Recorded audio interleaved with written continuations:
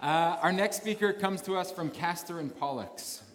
She is the creative director and multidisciplinary designer, investigating how digital mediums can inform collaborative storytelling. Her work is centered around themes of identity and construction of the self in the digital age, and seeks to challenge a burgeoning association with social media and connectedness and self-documentation. She's been named one of Marketing Magazine's 30 Under 30, and her work as the creative director of the outerwear line Biannual has gotten her coverage in Vogue, in Coveteur, Fashionista, Hype Bay, and Miss Bish. Please welcome Dani Roche.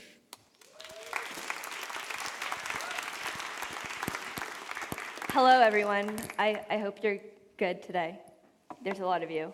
My name is Dani Roche, and I am the owner and director of Castor and Pollux, which is a digital and experiences agency, and this presentation is called Shared Victories.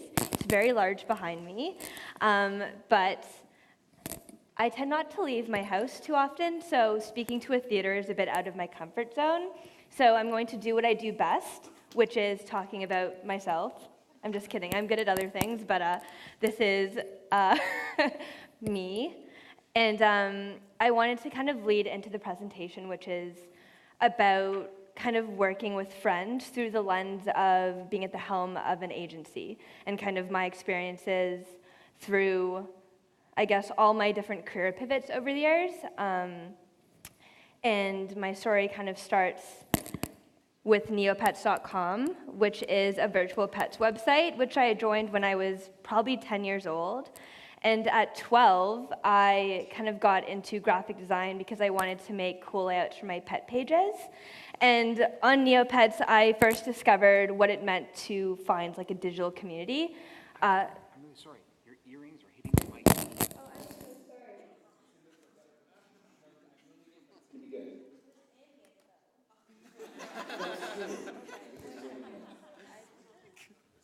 Thank you for holding your hands out like that. Thank you. They're not real gold, so it's okay if you lose them. Thank you very much. Neopets. So, Neopets was kind of like my first, I guess, insight into a world outside of living in the suburbs and kind of feeling very isolated from my peers. I learned that you could connect with someone from Australia or from like the Midwest United States, and you could have nothing in common with these people other than the fact that you were both holed up in your bedrooms, like being shady on the internet. So from Neopets, I learned how to design, and then kind of a natural progression from that was working and collaborating with other kids on graphic design forums, and then kind of the pivotal point of my career, which was the year of 2008. It was a great year, where I joined the fashion community called lookbook.nu.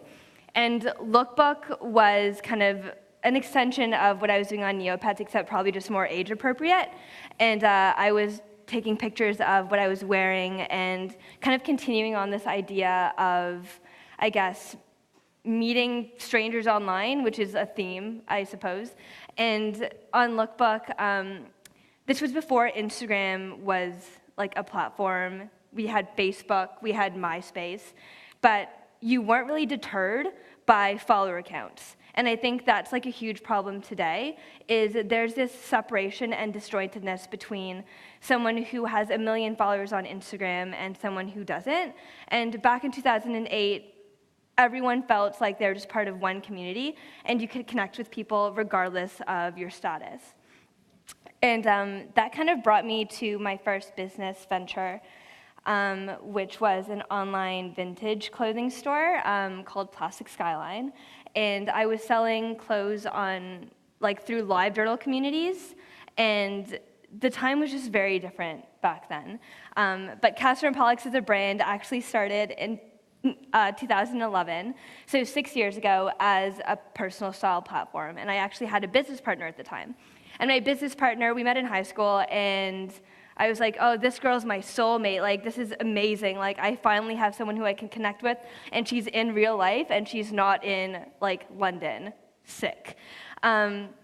But the problem with that was during these formative years of like navigating the internet and the changing digital space and feeling finally like I was like part of a community, starting a business like centered around like your appearance or your style really distracted me from what really drew me to the idea of like digital communities in the first place.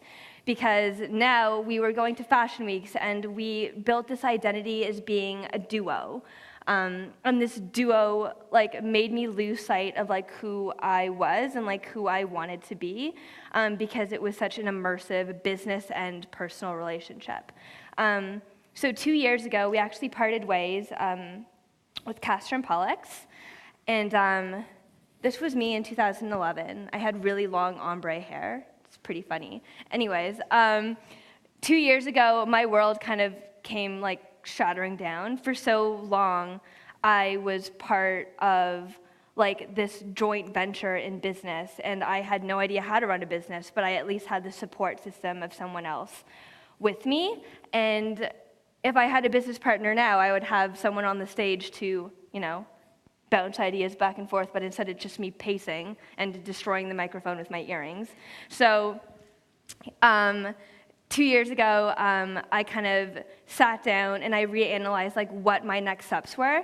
If I no longer had a crutch of someone to work with, like what should I do? And I started to talk to a bunch of like entrepreneurs and other business owners and ask them what their advice was for like running a business. And they were all like, Dani, like, time has already told you that you're way too sensitive to work and to like operate and to be friends with like your business partner. Like, we have one piece of advice for you. That's not to hire any staff, to just figure out like what you want to do like creatively, and then figure it out as you go along. And you especially shouldn't hire people who you actually like. And I was like, what? That's like really hard and scary. Like, I don't want to do that. Like, I want to be able to share these things with people who I admire and like. Because at the end of the day, like, if you don't know what your purpose is and what you want to create, like, it would be really lovely to have someone to like grow with you through those experiences. So this brings me to this presentation, which I finished at 4:30 in the morning today. So at around 11:30, I didn't really have much done. And I decided to take the liberty of spending 2 hours going through my camera roll to make a collage for you. And this is it. And the collage is basically a year in Castor and Pollux projects that's also proof that I completely went against all the advice that I got from those business owners and entrepreneurs, and I was like, fuck it, like, I'm just gonna hire my friends. So right now, Castor and Pollux, as an agency, is 2 years old. I work with 3 of my best friends, and we do everything from photography, videography, and driving U-Haul trucks, carrying like really large objects, and spray painting, and also doing a lot of Kijiji pickups. So, like, I never would have expected kind of to be where I am right now, and I have to walk over to my laptop to see what my next, bear with me. But I think that at this like early stage in my career and in my agency, the only thing that I can hope for is the opportunity to continue to try new things. And those things in the past year, sorry, this is a shameless plug, everything from product styling to installations, publishing, photography, design, and branding. And I'm so excited to have my work span the field and to continue to kind of self-discover alongside people who I actually want to see succeed. Going back to the idea of community and kind of like the digital space as it is right now, I mentioned it before, but I think that we kind of live in this age where we feel almost like at separate points in like our lives because we're comparing ourselves to people who are heavily curating their lives on social media. And ultimately, like these people, myself included, like we're privy to like manipulating like our work and our image like online to prove a point that we're like the most lit, or we're like doing the best, or like we have the coolest friends. And I think that as a business owner, what I've realized is most important is to really be flexible. And flexibility in work and in life and the way that you operate and communicate and collaborate with other people has been so crucial to where I am thus far. And I think what I'm most grateful about is being able to go into work every day and to see people who actually are so passionate about what they're doing. It holds me accountable to not just do work because I feel like doing work.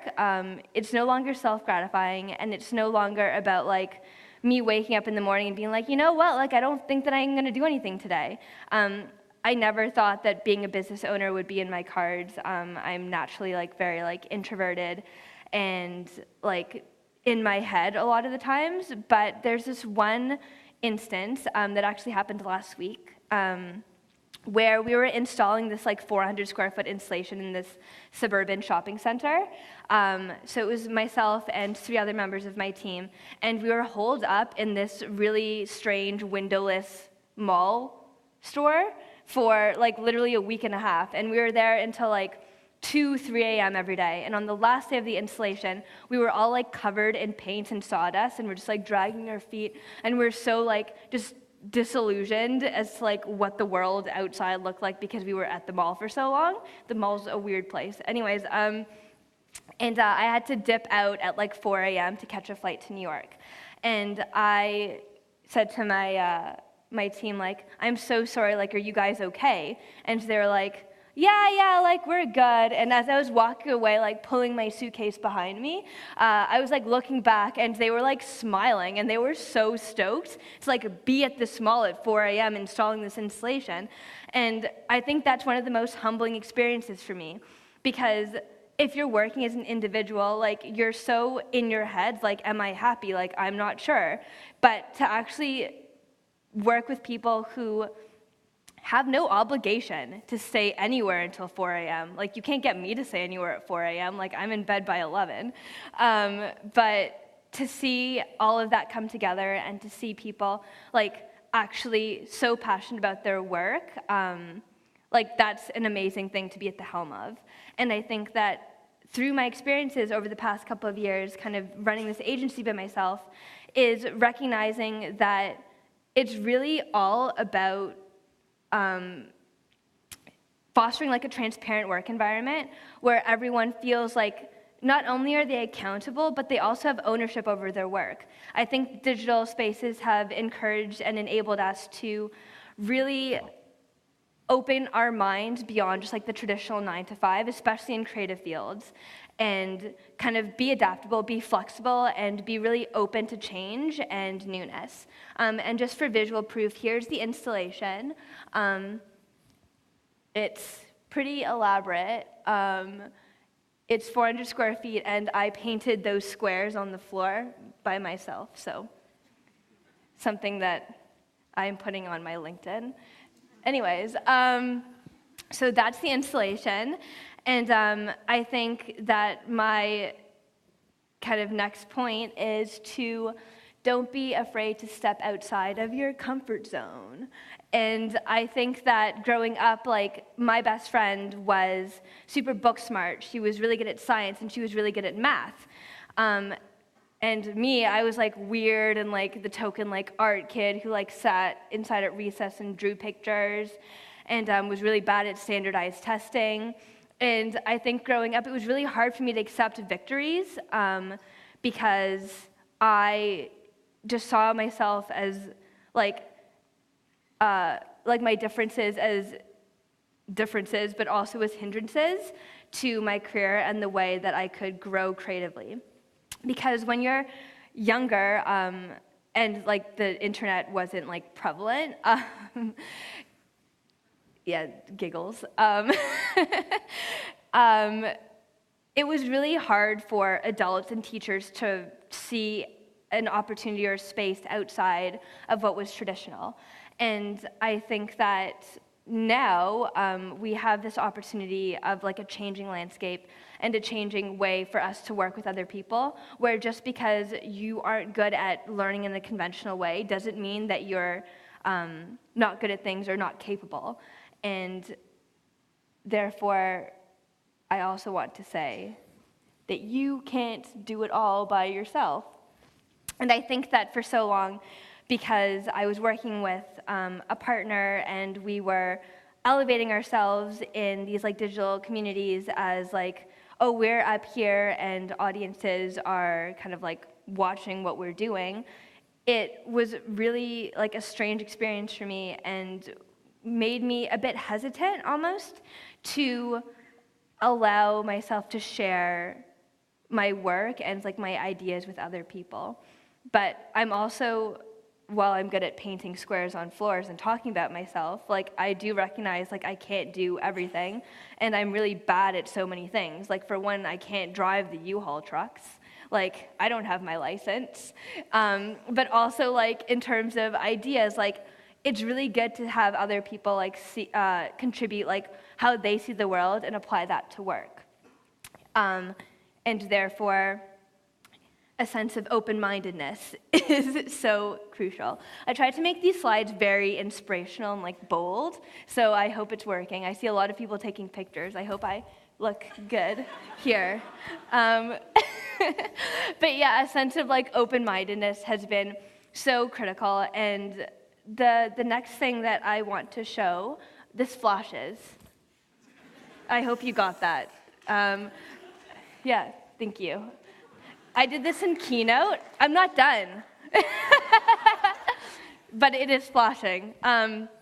Anyways, my kind of last thing is to circle back and bring this all like full circle and like good.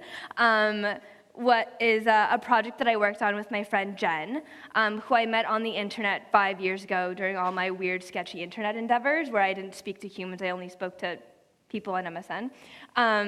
And Jen just launched this clothing brand, and she lives in LA, and we live in Toronto. And she was like, I want to come shoot a video with you guys. And I think that was one of my career highlights this far, not because it was like with a giant like company, it was just with someone who like I really admire and who trusts me and my team to make something cool for something that's so important to her. So to combine those worlds of the team that's so important to me and someone who I've known through all the pivots that I've made with Castor and Pollux and bring them all in together, that was really exciting. So my next slide is the video. I put the video in at first because I was scared I would just like not reach the 20-minute mark of my presentation, but I'm not going to show you the entire video. I'm just going to show you a snippet. But does it go now? How do I, is it this? Yes. Oh, there's no sound. But anyways, this is the video, and we worked on it in the Toronto studio that we have, and it was just a really rewarding experience for me to do. And Emma, if you're watching this on the live stream, hello. Oh, you got the sound to work. Haha, thank you. I don't know how long I should leave this up for. I feel like now is probably good. How am I for time? Am I good? Should I say something else? What should I speak about? This is kind of all I have. I can see what's in front of me, and it just says, the next slide is thank you for listening. So I'm going to click to it now. Thank you for listening to me. Bye.